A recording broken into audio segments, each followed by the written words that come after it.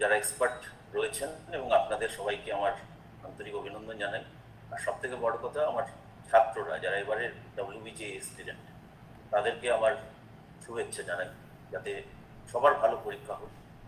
Basically WBJEE খুব একটা কঠিন পরীক্ষা নয়। ডব্লিউবিজেই পরীক্ষাটা কঠিন হয়ে যায় শুধুমাত্র টাইম ম্যানেজমেন্টের ক্ষেত্রে। অর্থাৎ আমাদের ম্যাথমেটিক্সে অলরেডি স্যার বলেছেন যে টোটাল 100 মার্কসের এক্সাম হয়, তার মধ্যে 75টা কোশ্চেন থাকে। তো সেই 75টা কোশ্চেনের মধ্যে তিনটে ক্যাটাগরিতে থাকে, ক্যাটাগরি 1, ক্যাটাগরি 2 আর ক্যাটাগরি 3। ক্যাটাগরি 1-এ একেবারে আমি বলবো যে একদম বেসিক লেভেলের প্রশ্ন থাকে, খুব কঠিন কিছু থাকে না। হ্যাঁ, ক্যাটাগরি 2-তে একটু মডারেট কোশ্চেন থাকে, ওখানে 2 মার্কস করে একটা কোশ্চেন। আর ক্যাটাগরি 3-তে একই রকমই থাকে, মানে ক্রিটিক্যাল থিঙ্কিং প্রশ্ন প্রায় থাকেই না বললে চলে, যদিও থাকে সেটা আউট অফ 75 কোশ্চেনের মধ্যে হার্ডলি 6টা প্রশ্ন থাকতে পারে ম্যাক্সিমাম। তো আমার সেই ক্রিটিক্যাল, আমি ইন জেনারেল সব স্টুডেন্টের ক্ষেত্রে বলবো যে ওই 6টা কোশ্চেন নিয়ে আমার ভাবার দরকার নেই। আমাকে ভাবতে হবে 75টা কোশ্চেনের মধ্যে বাকি আমি 70টা কোশ্চেন কিভাবে সলভ করতে পারি এবং কত তাড়াতাড়ি করতে পারি।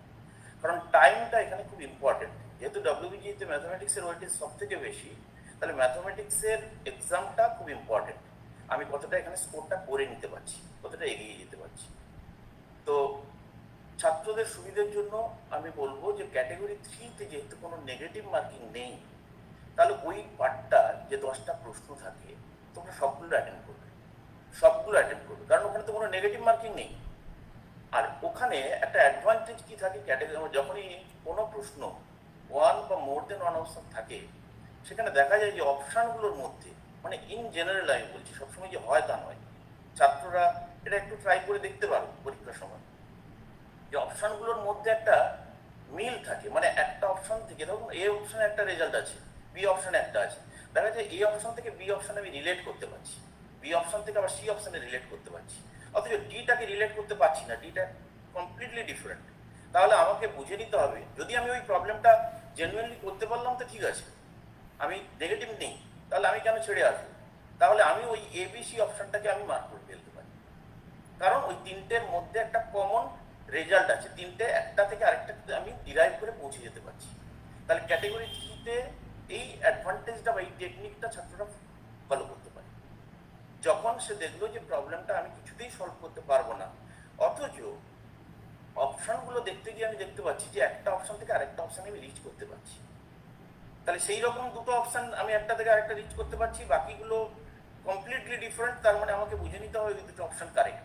তার মানে without solving, without any knowledge, আমি ওই প্রবলেমটা কারেক্টলি হয়তো অ্যান্সার করে আসতে পারি। আর যদি ইনকারেক্ট হয়, আমার কোনো পানিশমেন্ট হচ্ছে না, কারণ ওটাতে কোনো নেগেটিভ মার্কিং নেই।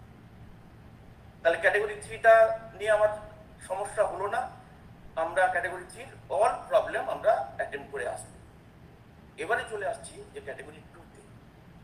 ক্যাটাগরি 2-তে কিছুটা মডারেট প্রশ্ন থাকে, কিন্তু একটা প্রশ্নের যেহেতু 2 মার্কস, তোমাকে একটু ভাবতে হবে যে আমি কতগুলো করবো যার থেকে ক্যাটাগরি 1-এর থেকে আমি এখানে বেশি স্কোর করে ফেলতে পারছি। তাহলে ক্যাটাগরি 2-তে আমাদের থাকে 15টা কোশ্চেন। আমি যেমন আমাদের ফিজিক্সের স্যার বললেন যে পরীক্ষাটা যখন দিই কতগুলো রাউন্ডে দিলে আমাদের সুবিধা হবে, আমি একদম সহমত। এবং আমি ছাত্রদের সবসময় বলি যে যখনই কোনো কম্পিটিটিভ এক্সামে তুমি বসবে, যেই মেন হোক বা যেই অ্যাডভান্স হোক বা ডব্লিউবি যেই হোক বা আরও আমাদের যে যে কম্পিটিটিভ এক্সামগুলো আছে, সবসময় কতগুলো রাউন্ডে এক্সামটা দেবে। তার মানে আমি প্রশ্নটা দেখে নিয়ে দেখে নেব যে আমার তো একটা প্রিপারেশন আছে, তাহলে এদের মধ্যে কত পার্সেন্ট প্রশ্ন আমি একদম ফার্স্ট অ্যাটেম্পটেই করে ফেলতে পারি, তাহলে সেটা আগে আমি মার্ক করে নিলাম। এবার সেটা করতে খুব বেশি সময় লাগবে না, কারণ আমি দেখেই করে ফেলতে পারবো। তাহলে আমার বাকি সেকেন্ড রাউন্ডে কি আসবো না, যেগুলো মনে হচ্ছে যে স্যার পড়িয়েছেন, হয়তো বাড়িতে কোনো একটা সময় পড়েছি, তাহলে একটু টাইম দিলে বোধহয় নেমে যাবে আমার, আমি করে ফেলতে পারবো। তাহলে তখন সেই প্রবলেমগুলো সলভ করবো। তারপরে একদম লাস্ট লেভেলে গিয়ে আমি যেগুলো একটু থিঙ্কিং এর প্রবলেম আছে, যেগুলো ভাবতে হবে, সেগুলো করবো। তাহলে কি হচ্ছে ব্যাপারটা, যে আমি সমস্ত প্রবলেমগুলোই করতে পারছি, কিন্তু ডিফারেন্ট রাউন্ডে করতে পারছি, আমার কাছে টাইমটা বেঁচে যাচ্ছে। তাহলে ছেলেরা এইভাবে পরীক্ষাটা, এই টেকনিকটা ফলো করতে পারে, এতে অনেক প্রবলেম সে সলভ করতে পারবে এবং টাইমের মধ্যেও করতে পারবে। কেন? কারণ সে যদি থরলি 1 2 3 4 করে করতে থাকে, দেখা যাবে যে 1 2 3 সোজা পেয়েছে, কিন্তু 4-এ গিয়ে তার স্টপ দিতে হচ্ছে, সে ওখানে অনেকটা সময় নষ্ট করে ফেললো।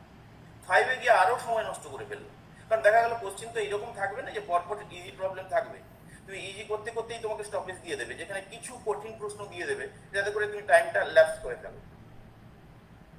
তাহলে তোমাকে কি করতে হবে, ওইভাবে না করে এমনি ইন জেনারেল বোর্ড এক্সামের মতো আমি পরপর পরপর পরপর করবো বললে হবে না। তোমাকে করতে হবে কি, কতগুলো রাউন্ডে করতে হবে। যে ফার্স্ট রাউন্ডে আমি যেটা আগেই বললাম, যে আমরা যে প্রবলেমগুলো অ্যাট এ গ্ল্যান্স করতে পারবো, মানে দেখেই মনে হচ্ছে এগুলো তো করতে পারবো, এগুলো ফর্মুলা বেসড, তাহলে সেগুলো আমি কতগুলো হয় 75টার মধ্যে নিশ্চয়ই ওই রকম প্রবলেম তোমার 25টা কোশ্চেন বেরিয়ে আসবে, 1/3 বেরিয়ে আসবে। তাহলে 1/3টা করতে আধ ঘন্টা সময় লাগবে না, তার মানে তুমি 25টা কোশ্চেন আধ ঘন্টা সময়ের মধ্যে করে ফেলছো। বাকি তোমার কাছে পড়ে আছে এখনো 50টা প্রশ্ন। সেই 50টার জন্য তুমি আবার একবার দেখে নাও যে এগুলো একটু ক্যালকুলেশন করলেই বোধহয় পেয়ে যাবো, এর সঙ্গে এর কানেকশন আছে, তাহলে সেরকম দেখবে সেটাও তুমি আধ ঘন্টার মধ্যে ওখান থেকে 10টা 15টা করে ফেলতে পারছো। বাকি 1 ঘন্টা তুমি টাইম দাও যেটা ভেবে সলিডলি তুমি করতে পারবে, তাহলে এতে তোমার টাইম ম্যানেজমেন্টটা খুব সুন্দরভাবে হবে এবং তুমি অনেক বেশি প্রবলেম সলভ করে আসতে পারবে। এটা গেল আমাদের টাইম ম্যানেজমেন্টের টেকনিক। আর ক্যাটাগরি 3-তে আমি কিভাবে নেগেটিভ মার্কিং নেই অথচ সব প্রশ্নগুলো করে আসবো, কিভাবে করে আসবো সেটা বললাম। এবারে সাবজেক্টের ব্যাপারে চলে আসি, যে এখানে ম্যাথমেটিক্সে ডব্লিউবিজেইতে যেহেতু সবচেয়ে বেশি ওয়েটেজ আছে, তাহলে ওইভাবে বলা যায় না যে এই চ্যাপ্টারগুলো পড়ে গেলে আমার পুরোটা কমপ্লিট হবে। পুরো সব চ্যাপ্টারগুলোই খুব ইম্পর্টেন্ট যেটা সিলেবাসে রয়েছে। তবু আমি বলতে পারি যে ক্যালকুলাসের ক্ষেত্রে যে লিমিট থেকে প্রায় 3-4টে প্রশ্ন থাকবে, তুমি ধরে নিতে পারো 3-4টে প্রশ্ন থাকবে। যেই 3-4টে প্রশ্নের মধ্যে ধরো 4টে যদি থাকে, 3টে একেবারে বোর্ড লেভেলেরই থাকবে, খুব বেশি তোমাকে টেকনিক ইউজ করতে হবে না। মানে তুমি যেগুলো জানো, ধরো ইনডিটারমিনেট ফর্মস যখন আমরা এল হসপিটাল রুল অ্যাপ্লাই করে ফেলতে পারি, তুমি জানো যে 1 two the power infinity form, তাহলে এইগুলো থাকবে। অথবা অনেক সময় কি থাকবে, ইন্টিগ্রেশনের ফর্মে থাকবে, যেটা তুমি জানো নিউটন লিবনিজ ফর্মুলা অ্যাপ্লাই করলে হবে। তাহলে এইগুলোর বাইরে প্রশ্ন থাকবেই না, তুমি ধরে নিতে পারবে। তাহলে আমি পরীক্ষার আগেই কটা দিনের মধ্যে এইগুলোর উপরে বেশ করে যত ধরনের প্রবলেম আছে সেগুলো রিক্যাপ করে ফেলবো, আমরা করেছি অলরেডি, সেগুলো রিক্যাপ করে ফেলবো। ক্যালকুলাসের লিমিট বাদ দিয়ে আমি যদি চলে যাই একটু ইন্টিগ্রেশনে, তাহলে দেখবো ডেফিনাইট ইন্টিগ্রেশন থেকে এবং ইনডেফিনাইট মিলিয়ে প্রায় 4টে প্রশ্ন থাকবে। তাহলে ডেফিনাইট ইন্টিগ্রেশনে কি রকম প্রবলেম থাকবে, তা তোমার কাছে যে প্রপার্টিগুলো আছে সেই প্রপার্টিগুলো একদম রিক্যাপ করে নাও, একদম মুখস্থ করে নাও। প্রপার্টিগুলো ইউজ করে তুমি এমনি বোর্ড লেভেলে প্রশ্ন করেছো, সেইগুলোকেই কাজে লাগিয়ে আর একটু এক্সট্রা প্রপার্টি কিছু দেখে নাও, যেগুলোকে কাজে লাগিয়ে প্রবলেম থাকবে। এমন কিছু থাকবে না, আমি আগেই বলেছি, যেগুলো ক্রিটিক্যাল থিঙ্কিং হবে, কারণ সেই পরীক্ষাটা ডব্লিউবিজির জন্য নয়। তাহলে এখানে থাকবে তুমি ফর্মুলাগুলোকে কিভাবে ইউটিলাইজ করছো, কিভাবে অ্যাপ্লাই করছো এবং টাইমটাকে ম্যানেজ করে কিভাবে করছো। তাহলে ক্যালকুলাসের ডেফিনেট ইনডেফিনেট মিলিয়ে 4টে প্রশ্ন তুমি পেয়ে যাবে। ডিফারেন্সিয়েশনের ক্ষেত্রে লিমিট থেকে কন্টিনিউইটি থেকে, লিমিটটা বললাম, ডিফারেন্সিবিলিটি কন্টিনিউইটি এবং অর্ডিনারি ডিফারেন্সিয়েশন, এটাকে কাজে লাগিয়ে হয়তো তুমি 2টো প্রশ্ন পেলে। যেমন তোমরা জানো খুব ওয়েল নোন একটা প্রশ্ন বইতেই রয়েছে যে x to the power m into y to the power m equal to x plus y whole to the power m plus dy dx কত। তাহলে আমরা কি এটা এক্সাম হলে গিয়ে ক্যালকুলেশন করব? আমাদের এটা রেজাল্ট মুখস্থই আছে, dy dx কত হবে minus y by x, d2y dx কত হবে 0 হবে। এবার তুমি এইটা বোর্ডের বইতে দেখেছো যে x to the power m into y to the power n equal to দেওয়া আছে x plus y whole to the power m plus n, কিন্তু ওখানে ওটা থাকবে না। তাহলে ওটা কিভাবে থাকবে? তার মানে কি দেখতে পাচ্ছ যে লেফট হ্যান্ড সাইডে যে দুটো পাওয়ার আছে m আর n, রাইট হ্যান্ড সাইডে তাদের অ্যাডিশন আছে। তাহলে তোমাকে থাকবে ধর x to the power 1010 plus x to the power 1010 into y to the power 1016 equal to x plus y whole to the power 2026। তার মানে m plus n equal to mn, ওই ফর্মটা কাজে লেগে যাচ্ছে। সঙ্গে সঙ্গে বললো d2y dx2 দিয়ে 4টে অপশন, তাহলে আমার ক্যালকুলেশনই করার দরকার নেই, d2y dx2 equal to 0 হয়ে যাবে। তাহলে এই ধরনের কিছু ফর্মুলা বেসড প্রবলেম থাকবে, যেগুলো তুমি ফর্মুলাতে করেছো, ওখানে নাম্বার দিয়ে থাকবে। যেহেতু 2026 ইয়ার তুমি এক্সাম দিচ্ছ, তাহলে সেটাকে বেস করে কিছু প্রবলেম থাকবে, লিমিটটাও থাকতে পারে ইনডেফিনিট ইন্টিগ্রেশন। তাহলে এই ব্যাপারগুলো আমাকে মাথায় রাখতে হবে। এছাড়া পার্থ স্যার যখন বলছিলেন যে ম্যাক্সিমাম মিনিমাম, যে sine theta plus cos theta আমরা ক্যালকুলেশন না করে আমরা করতে পারি। Sine theta plus cos theta maximum মিনিমামের বিভিন্ন টাইপের প্রবলেম হতে পারে। তোমরা যারা প্র্যাকটিস করেছো, প্রিপারেশন নিয়েছো, জানো যে ম্যাক্সিমাম মিনিমামের কোনো প্রবলেম যদি থাকে একটা ফাংশনের, তা বিভিন্ন ধরনের টেকনিক আছে, বিভিন্ন ওয়েতে আমরা করতে পারি। তোমরা যেগুলো ফলো করেছো বেসিক্যালি, যেমন ট্রিগোনোমেট্রিক ফাংশন যদি থাকে, ধরো a sine theta plus b cos theta, তোমরা জানো এর maximum root over square plus b square, minimum minus root over square. আবার এইটা a sine theta plus b cos theta না দিয়ে আমি যদি বোর্ড ওয়ার্ক করি তাহলে বোধহয় বেশি বেটার হবে।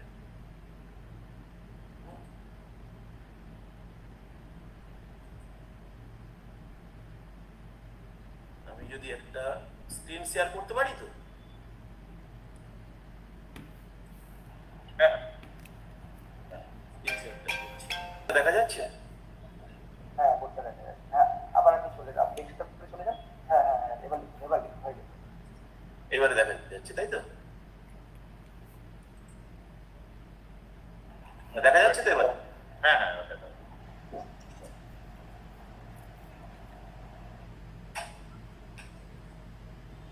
তাহলে যেটা আমি বলছিলাম যে ইন জেনারেল ছাত্রদের কাছে এই ফর্মুলাটা মোটামুটি অ্যাভেলেবল, যে sine theta plus cos theta, এটার ম্যাক্সিমাম ভ্যালু আমি যদি ফর্মটা লিখি a sine theta plus b cos theta, এটা সবাই জানি যে root over a square plus b square minus root over a square plus b square. কিন্তু প্রশ্নটা এইরকম থাকবে না। প্রশ্নটা কেমন থাকবে? প্রশ্নটা থাকবে একটু ডিফারেন্টলি থাকবে, সাইন থিটা প্লাস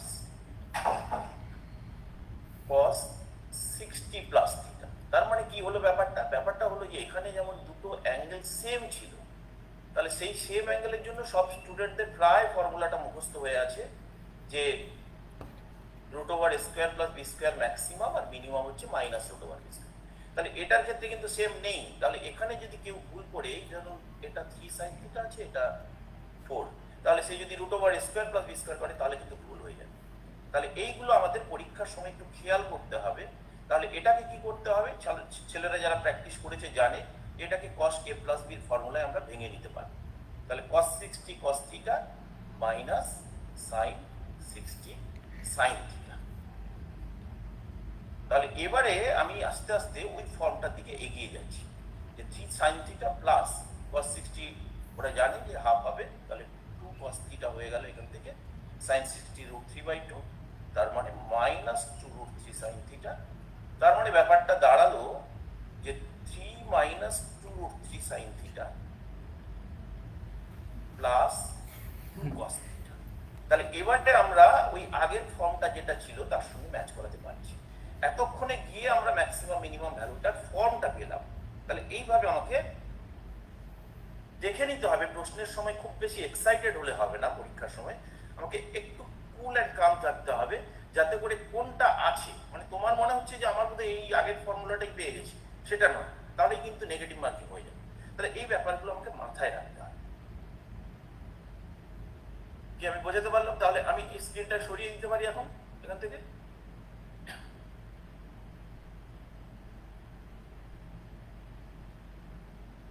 শোনা যাচ্ছে তো? হ্যাঁ স্যার শুনে যাচ্ছে। আমি আরো কিছু যদি আমি দেখি যে কি ধরনের প্রবলেম ছেলেরা সাধারণত ভুল করে।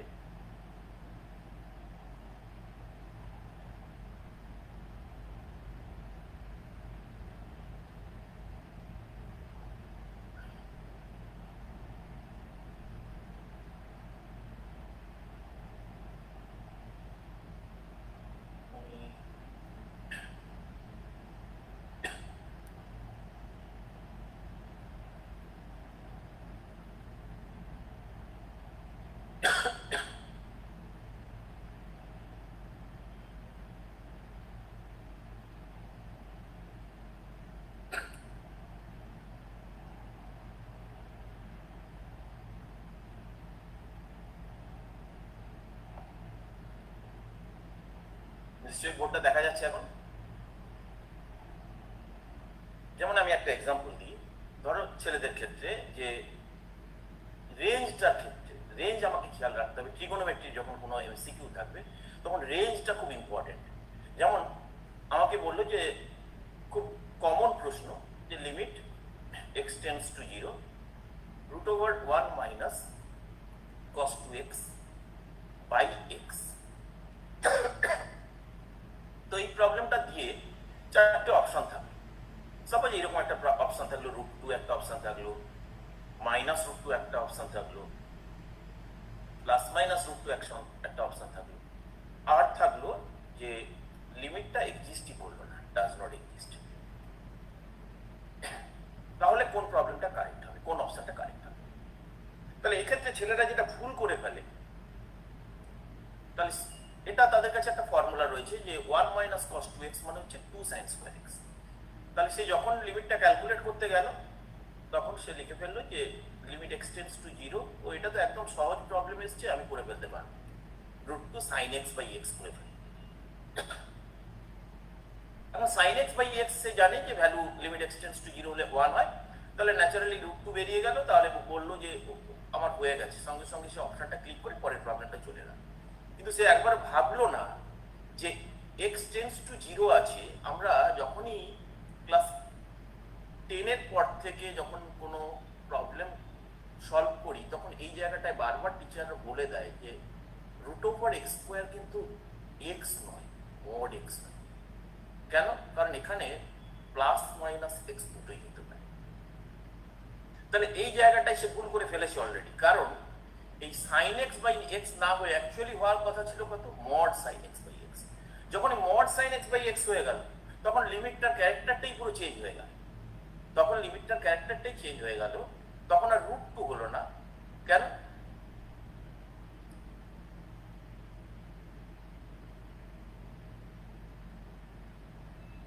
কারণ সে অলরেডি জানে যে x যদি গ্রেটার দেন 0 হয়, that is limit x tends to 0 plus হয়, অর্থাৎ আমরা যদি রাইট সাইডের লিমিট ক্যালকুলেট করি তাহলে এটা sin x টা mod sin x টা sin x দেবে। তখন only sin x by x, তার মানে আমাদের রেজাল্টটা হবে √2। কিন্তু যদি আমি লেফট সাইডের লিমিটটা ক্যালকুলেট করি, limit x tends to 0 minus, তখন mod sin x টা কি দিয়ে দেবে, মাইনাস sin x দেবে। তাহলে minus sin x by x, তার মানে রেজাল্টটা হবে -√2। এখানেও আবার একটা ভুল হয়ে যেতে পারে। তো ছেলেরা বলবে যে +√2 আর -√2 দুটো এসছে, এখানে তো অপশনে +-√2 আছে। তাহলে এইরকম ভুলও আবার কিছু ছেলে করে ফেলতে পারে। অ্যাকচুয়ালি লিমিটটা এক্সিস্ট করে কখন, তাহলে একদম বেসিক ডেফিনেশনে চলে যেতে হবে যে একটা লিমিট এক্সিস্ট করে তখন লেফট হ্যান্ড লিমিট এবং রাইট হ্যান্ড লিমিট দুদিক থেকে যেন ইউনিক ভ্যালু হয়।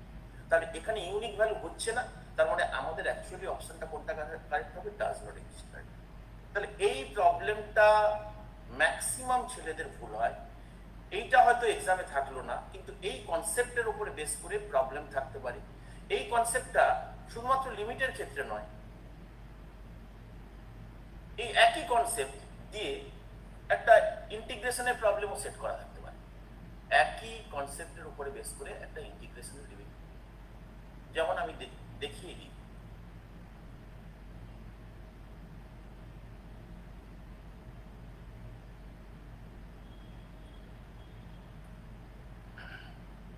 অর্থাৎ লিমিটটা এইরকম থাকলে একটা ইন্টিগ্রেশন দিয়ে থাকবে। ইন্টিগ্রেশন দিয়ে কিরকম থাকবে, যে 0 টু পাই ডেফিনেট ইন্টিগ্রেশন থাকবে, √1 minus cos 2x।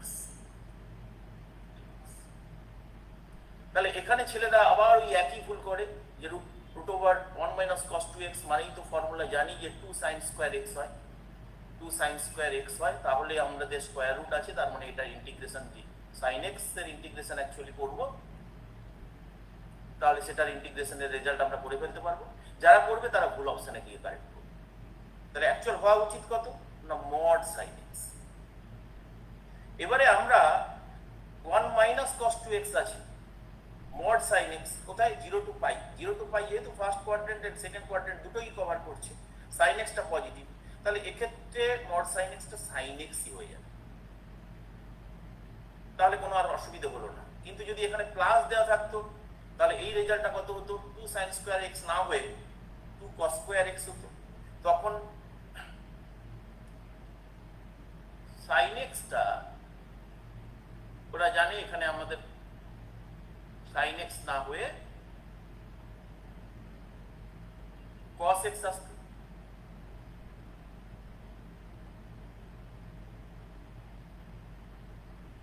cos x যখন হচ্ছে তাহলে mod cos x টা কি হয়ে যাবে, mod cos x টা হয়ে যাবে 0 to π/2 এর জন্য cos x হবে।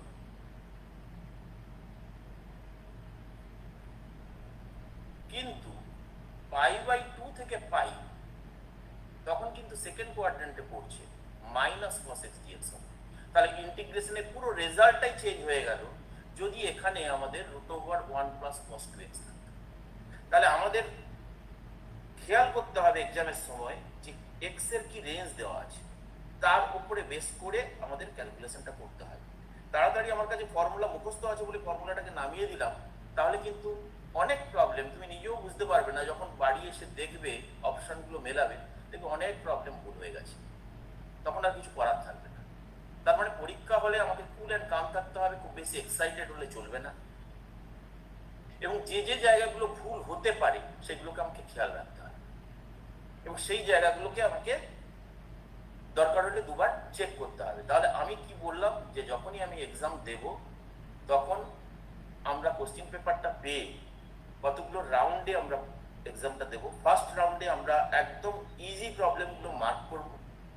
সেই ইজি প্রবলেমগুলো মার্ক করে সেগুলো করতে আমাদের বেশি সময় লাগবে না, প্রায় হাফ অ্যান আওয়ারের মধ্যে আমরা করে ফেলব। সেই রকম কিছু প্রবলেম থাকবে। তারপরে সেকেন্ড রাউন্ডে আমি মার্ক করে রাখবো প্রথমেই যেগুলো একটু ক্যালকুলেশন করলে, যেগুলোর মধ্যে একটু সামান্য একটু চিন্তা ভাবনা আছে, খুব বেশি চিন্তা ভাবনা দরকার নেই, সামান্য একটু চিন্তা ভাবনা আছে, সেগুলো করবো।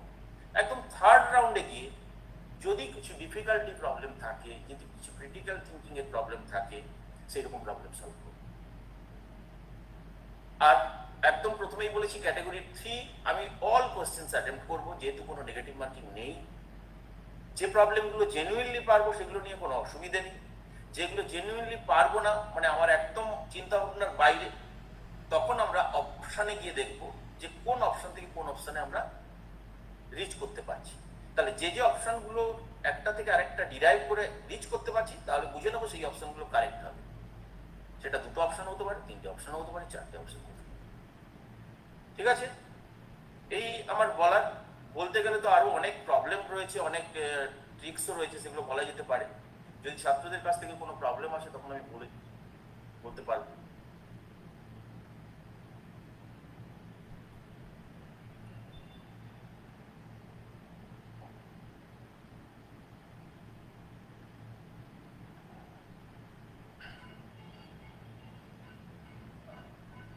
আরো কিছু কি আমি প্রবলেম করাতে পারি? টাইম যদি থাকে তাহলে আরো কিছু ট্রিক্স বলতে পারি। হ্যাঁ স্যার, কিছু আপনার করাতে পারেন। আর আপনি তো অলরেডি কিছু তো বললেন যে রিগার্ডিং যেমন লিমিট অ্যান্ড অল ইম্পর্টেন্ট। আর আগেই বলেছি যে ম্যাথমেটিক্সে কোনো পার্টিকুলার চ্যাপ্টার ইম্পর্টেন্ট বলে হয় না, সব চ্যাপ্টারগুলো কি আমাকে করতে হবে, ওরা সারা বছর সেটা করেছে। শুধু পরীক্ষার আগে খুব বেশি এক্সাইটেড না হয়ে, যেন ডিস্ট্রাকশন না হয়, খুব ফুললি ফর্মুলাগুলো রিক্যাপ করা, কেয়ারফুলি চেক করতে হবে কোশ্চেনটা, অ্যাকর্ডিংলি ওটার যে জায়গাগুলো মিস্টেক হতে পারে। বিশেষ করে আমি বললাম যে ট্রিগোনোমেট্রিতে রেঞ্জ একটা খুব ইম্পর্টেন্ট জায়গা, যেখানে এক্স এর রেঞ্জ দেওয়া আছে অথচ তুমি ক্যালকুলেশন করে অন্য একটা রেজাল্ট বের করে ফেলেছো, সেক্ষেত্রে সেগুলো ক্ষেত্রে ভুল হতে পারে। সেই জায়গাগুলো একটা জিনিস মাথায় রাখতে হবে যে খুব বেশি ভুল করলে হবে না, কিন্তু তাহলে আমার ক্রেডিট কমে যাবে। মানে এটা মার্কিনে আসে যে কেমন, এটা কেমন যেন ওই তৈলাক্ত বাঁশের মতো ব্যাপারটা, মানে আমি লাফিয়ে উঠে গেলাম, সেটা যদি ধরে রাখতে না পারি তাহলে কিন্তু আমি হঠাৎ করে একদম নিচে পড়ে যাবো। মানে বেশিরভাগ স্টুডেন্টের ক্ষেত্রে তাই হয়। পরীক্ষা দিয়ে বললো স্যার আমি 50টা করে এসেছি, 60টা করে এসেছি, তারপর দেখলো অ্যাকচুয়ালি 20টা ঠিক হয়েছে, এবং সেই নেগেটিভ মার্কিং এর ক্রেডিটটা গিয়ে এতটা নিচে নেমে গেল, সে মানে ধরাছোঁয়ার বাইরে, সে ভাবতেই পারছে না যে তার এইরকম পরীক্ষা হচ্ছে। সেইটা আমাকে মাথায় রাখতে হবে। ঠিক আছে, আপনি যদি আরো 5 মিনিট আপনি করতে পারেন, কোনো অসুবিধা নেই। ঠিক আছে, আমি তো তাহলে দেখাতেই পারি, কোনো অসুবিধা নেই। আমি আরো দু একটা মানে ওদের জন্য ট্রিক্স বলতেই পারি।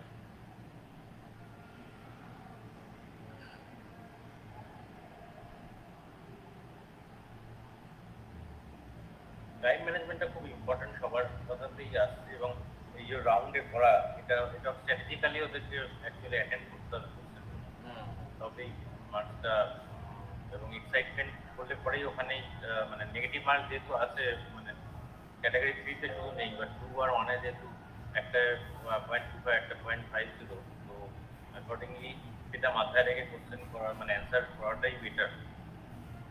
একদমই তাই।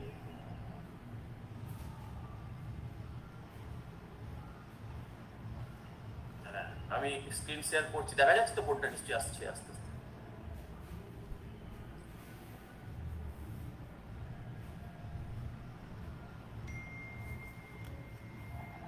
না, স্ক্রিনটা শেয়ার হয়নি। হয়নি এখনো? না,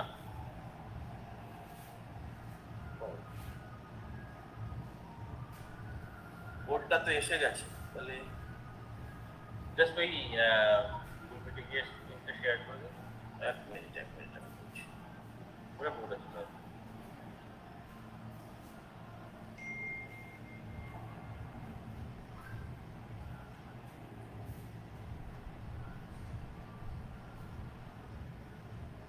এবারে কি হ্যাঁ, এবার এসে গেছে। হোয়াইট বোর্ডটা এসছে না? হুম,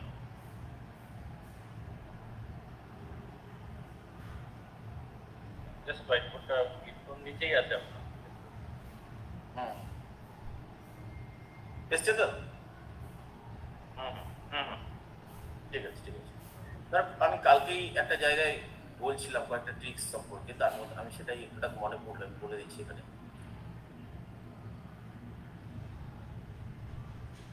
যে একটা খুব এলিমেন্টারি ট্রিগোনোমেট্রি প্রবলেম আছে, খুব ইম্পর্টেন্ট, যে sine to the power 4 theta by square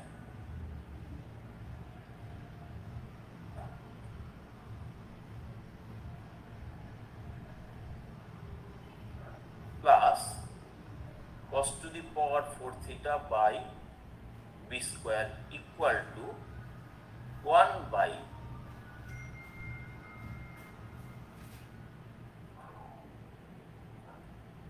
square plus b square.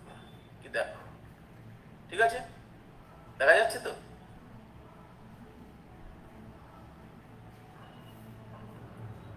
আমার কথা শুনে এটাকে একটু বড় করে দিলে সুবিধা হবে আমার। এই যে প্রবলেমটা আমি বললাম, তো এখান থেকে এইটা দেওয়া আছে sin to the power 4 theta by a square plus cos to the power 4 theta by b square equal to 1 by a square plus b square. তো এই প্রবলেমটা প্রায় সব বইতেই কমন প্রবলেম রয়েছে, কিন্তু এই প্রবলেমটার মধ্যে একটা ছোট্ট এমসিকিউ লুকিয়ে রয়েছে। সেই এমসিকিউটা কি? এখান থেকেই বলবে যে tan স্কয়ার থিটার ভ্যালু কত। এখান থেকেই বলতে পারে যে sin স্কয়ার যদি মোর দেন 1 অপশনে চলে যায়, sin square theta equal two কত, cos square theta equal two. তাহলে আমি এই রেজাল্টটা প্রায় সবার মুখস্থ হয়ে আছে যে sin স্কয়ার থিটা হবে square by a square plus b square, cos square theta হবে b square by a square plus b square. তাহলে আমি যদি রেজাল্টটা মনে রাখি, এবারে জাস্ট ওরা কি করবে না, এখানে a আর b এর ভ্যালুটাকে জাস্ট চেঞ্জ করে দেবে, চেঞ্জ করে দিয়ে একটা এমসিকিউ সেট করে দেবে। তাহলে সহজেই আমি ওই ক্যালকুলেশনটা করে যদি আমি এই ফর্মুলাটা মুখস্থ করে রাখতে পারি যে tan square theta equal to a square by b square হবে, তাহলে a b যে কোনো ভ্যালু দিক না কেন, আমার তো রেজাল্টটা মনে আছে যে এই ফর্মটা থাকলে tan স্কয়ার থিটার ভ্যালুটা এটা। তাহলে a b এর ভ্যালুটা ইন্টারচেঞ্জ করে যা দিক না কেন আমি সঙ্গে সঙ্গে রেজাল্টটা বলে দিতে পারি। তার জন্য ক্যালকুলেশন আর করার দরকার হচ্ছে না পরীক্ষা হলে, কারণ পরীক্ষা হলে এইটাই ক্যালকুলেশন করে নামাতে গেলে প্রায় 5 মিনিট লেগে যাবে। তাহলে এই ধরনের কিছু প্রবলেম আছে যেগুলো আমাকে যদি তার রেজাল্টগুলো আমরা মুখস্থ করে রাখতে পারি, তাহলে সহজেই ক্যালকুলেশন করে সেইগুলো নামানো যাবে।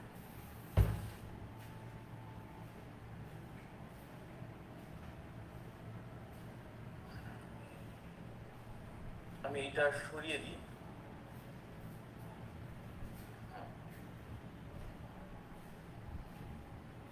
আমি যেটা প্রথমেই বলছিলাম যে রেঞ্জের ব্যাপারটা, ধরা যাক আমাকে বললো যে থিটাটা দেওয়া আছে π/2 থেকে π এর মধ্যে দিয়ে এইরকম একটা প্রবলেম দেওয়া আছে, √2 + √2 প্লাস √2 প্লাস 2 cos 4 থিটা। তাহলে এইটা ওই আগের প্রবলেমটার মতোই 2 প্লাস √2 প্লাস √2 যদি কমন নিই 1 প্লাস cos 4 থিটা, ছেলেরা জানে যে এটার সুন্দর একটা রেজাল্ট আছে 2 cos square 2 theta, 2 cos square 2 theta. তাহলে √2 প্লাস √2 প্লাস এই জায়গাটাই যেটা ভুল হওয়ার সম্ভাবনা, বা আমাকে খুব কনসাস থাকতে হবে যে এইটা যখন স্কোয়ার রুটের বাইরে বেরোচ্ছে 2 হয়ে গেল, cos 2 থিটা লিখবো নাকি মাইনাস cos 2 থিটা লিখবো, এই জায়গাটায় ভুল হয়ে যাওয়ার সম্ভাবনা থাকবে। তাহলে এই ধরনের কিছু প্রবলেম থাকবে যেগুলো ভুল হয়ে যাওয়ার সম্ভাবনা থাকবে। তাহলে সেটা কার উপরে ডিপেন্ড করছে না, থিটাটা কোথায় আছে। তাহলে আমার এখানে অ্যাঙ্গেলটা 2 থিটা, থিটাটা আমি আগেই বলেছি যে π/2 থেকে পাই এর মধ্যে আছে। তাহলে 2 থিটাটা কার মধ্যে থাকবে, এটা ওরা হিসেব করে বলতে পারবে যে পাই থেকে 2π এর মধ্যে থাকবে। তার মানে থার্ড আর ফোর্থ কোয়াড্রেন্টের মধ্যে থাকবে। থার্ড আর ফোর্থ কোয়াড্রেন্টের মধ্যে থাকলে cos 2 থিটাটার যখন স্কোয়ার রুট বের করব তখন সবসময় cos 2 থিটা হবে না। থার্ড কোয়াড্রেন্টে হলে এটা মাইনাস cos 2 থিটা হয়ে যাবে, ফোর্থ কোয়াড্রেন্টে হলে cos 2 থিটা হবে। তার মানে এখান থেকে আমাদের দু ধরনের দুটো রেজাল্ট থাকবে। এটা মোর দেন ওয়ান অপশন ক্যাটাগরির একটা প্রবলেমের মধ্যে একটা থাকবে। তাহলে রেঞ্জটার উপরে ডিপেন্ড করে তুমি যখন ধরবে যে পাই থেকে 3π/2 এর মধ্যে আছে, তার তো থার্ড কোয়াড্রেন্টে থাকবে, আর টোটালটা তো থার্ড আর ফোর্থ মিলিয়ে আছে। তাহলে থার্ড কোয়াড্রেন্টের মধ্যে হলে তুমি মাইনাস ধরে একটা রেজাল্ট বের করবে, ফোর্থ কোয়াড্রেন্টের মধ্যে ধরে প্লাস ধরে আরেকটা রেজাল্ট বেরোবে। তাহলে দুটো ডিফারেন্ট রেজাল্ট দুটো ডিফারেন্ট অপশনের সঙ্গে যাবে। তাহলে আমরা খেয়াল রাখতে হবে যে থিটাটা কোথায় আছে, এবং এটা এই ধরনের প্রবলেম মোর দেন ওয়ান অপশনে আসতে পারে। কি বোঝাতে পারলাম আমি? তাহলে এইরকম অনেক প্রবলেম আছে, এত কম সময়ের মধ্যে তো সব বলা সম্ভব নয়, কিন্তু আমি একটা ডিরেকশন দিয়ে দিলাম যে এই জায়গাগুলোকে আমাকে কনসাস থাকতে হবে। খুব বেশি এক্সাইটেড হয়ে ফর্মুলা পেয়ে গেছি বলে লাফিয়ে আমি করে ফেলবো সেটা করলে হবে না, তাহলে ওই তৈলাক্ত বাসের মতো ব্যাপারটা চলে আসবে। ঠিক আছে, thank you sir. Definitely common মিস্টেকগুলো অ্যাভয়েড করার চেষ্টা করবে, তাহলেই মানে যাতে নেগেটিভ মার্কিং না খাও, মানে যেটা করেছো অন্তত সেই নাম্বারটা যাতে তোমরা পেয়ে যাবে। আর যেরকমভাবে স্যার বললেন যে রাউন্ডে করতে হবে, মানে যেগুলো আগে মানে ভাবছো যে এগুলো আমি কনফিডেন্ট, সেগুলো আগে অ্যাটেন্ড করো, দেন তারপরে যেগুলো আরেকটু মনে হচ্ছে যেটা অল্প একটু সময় ইয়ে করলে তুমি পারবে সেটাকে করো, অ্যান্ড লাস্টে যেগুলো ক্রিটিক্যাল আছে সেগুলোকে অ্যাটেন্ড করো, এবং এই কেয়ারফুলি কোশ্চেনটাকে রিড করো অ্যান্ড অ্যাকর্ডিংলি অ্যান্সার করো। টাইম ম্যানেজমেন্টটা সবসময়, যেহেতু ম্যাথস একটা বিশাল ওয়েটেজ রয়েছে, সে কারণে বারবারই স্যার বলেছেন যে কি প্রসেসে পড়া উচিত, যেটা ক্যাটাগরি 3টা যেটা নেগেটিভ মার্কিং নেই সেটা সবকটা অ্যাটেন্ড করা বেটার, দেন ক্যাটাগরি 1 অ্যান্ড 2 যেটা নেগেটিভ মার্কিং রয়েছে, অ্যান্ড সেটাও অনেক স্ট্র্যাটেজিক্যালি করতে হবে, তবেই মানে মার্কসটা তোমার আশানুরূপ মার্কস পেতে পারবে। আদারওয়াইজ তুমি হয়তো কারেক্ট